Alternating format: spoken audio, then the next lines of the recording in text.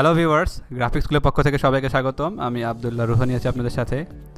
তো আজকের এই পর্ব থেকে আমরা মাইক্রোসফট ওয়ার্ড 2016 এর ধারাবাহিক আলোচনা শুরু করব।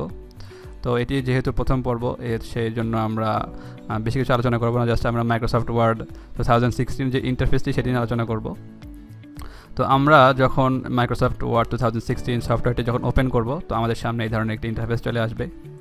তো এখানে আমরা কিছু বিল্ট ইন টেমপ্লেট এখানে দেখতে পাচ্ছি। তো এই টেমপ্লেটগুলো আমরা আমাদের কাজের সুবিধার্থে আমরা কিন্তু এগুলো ইউজ করতে পারি।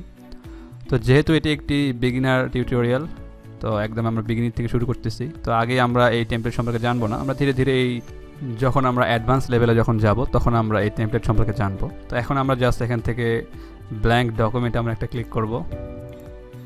ক্লিক করার পর দেখুন আমাদের সামনে এই ধরনের একটি ইন্টারফেস চলে আসবে। এটি হচ্ছে মাইক্রোসফট ওয়ার্ড 2016 এর হোম স্ক্রিন।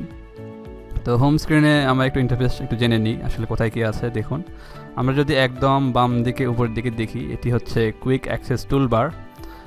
এরপরে আমরা যদি মাঝে দেখি, এটি হচ্ছে টাইটেল সেকশন। আমরা যখন আমাদের এই ডকুমেন্টটাকে যখন কোনো নামে সেভ করব, সেই নামটি আমাদের এখানে ডিসপ্লে হবে। এরপরে এখানে দেখুন, এখানে হচ্ছে উইন্ডো কন্ট্রোলার। এখান থেকে আমরা এই মাইক্রোসফট ওয়ার্ড ডকুমেন্টটিকে মিনিমাইজ করতে পারি, ম্যাক্সিমাইজ করতে পারি এবং ক্লোজ করতে পারি। তো তার নিচে আমরা যদি দেখি, এটি হচ্ছে এক একটা হলো হোম রিবন, এক একটা হচ্ছে রিবন। আমাদের এখানে অনেকগুলো রিবন আছে, যেমন ফাইল একটি রিবন, হোম একটি রিবন, ইনসার্ট একটি রিবন। এগুলোকে আমরা মেনু বলতে পারি। তো তার নিচে যদি আমরা একটু লক্ষ্য করি, এটি হচ্ছে আমাদের টেক্সট এরিয়া।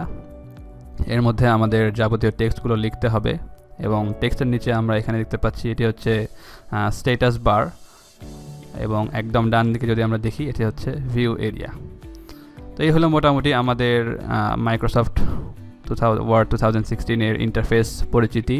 আমরা জাস্ট এই পর্বে দেখলাম যে কিভাবে মাইক্রোসফট ওয়ার্ড 2016টি ওপেন করতে হয় এবং এর যে ইন্টারফেসটি সম্পর্কে আমরা জানলাম। তো পরবর্তী পর্ব থেকে আমরা মাইক্রোসফট ওয়ার্ডের যে যাবতীয় বিষয়গুলো আছে এগুলো সম্পর্কে আমরা জানবো। তো আজকের এই পর্বে জাস্ট এতটুকুই। পরবর্তী পর্ব থেকে আবার দেখা হবে। ততক্ষণ সবাই ভালো থাকবেন। ধন্যবাদ।